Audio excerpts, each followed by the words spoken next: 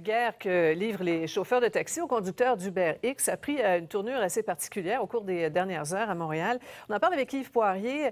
Yves, les chauffeurs se sont dit qu'on ne fait pas d'omelette sans casser des œufs, finalement. C'est le cas de le dire. Vous allez comprendre en voyant les images qui suivent hier des chauffeurs de taxi montréalais dont l'identité n'est pas connue, Sophie, qui ont littéralement bombardé de douzaines d'œufs des conducteurs, en fait des voitures conduites par des chauffeurs d'UberX. Pour nos téléspectateurs, UberX, c'est tout simplement une application mobile qui permet à des gens comme vous et moi de prendre la voiture et de récupérer des clients.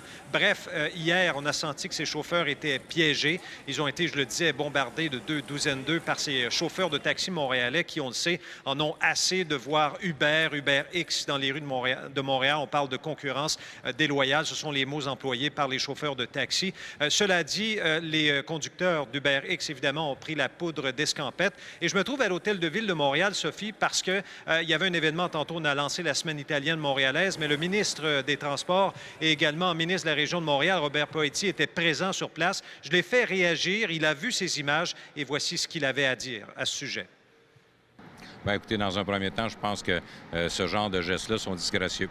Je pense que je comprends très bien l'ensemble des chauffeurs de taxi du Québec avec une problématique internationale actuellement. Le gouvernement est déjà en place, on prend des actions, mais je ne crois pas que la violence ou ce type d'action vienne aider le dossier d'aucune façon. Alors, ça se produit, là, Yves, quelques jours après la mésaventure de l'auteur, India Desjardins.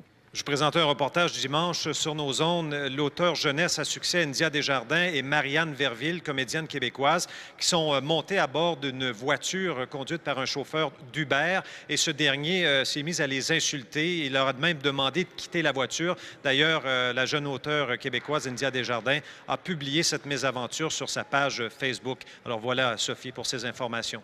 Merci, Yves. On vous retrouve à 17h.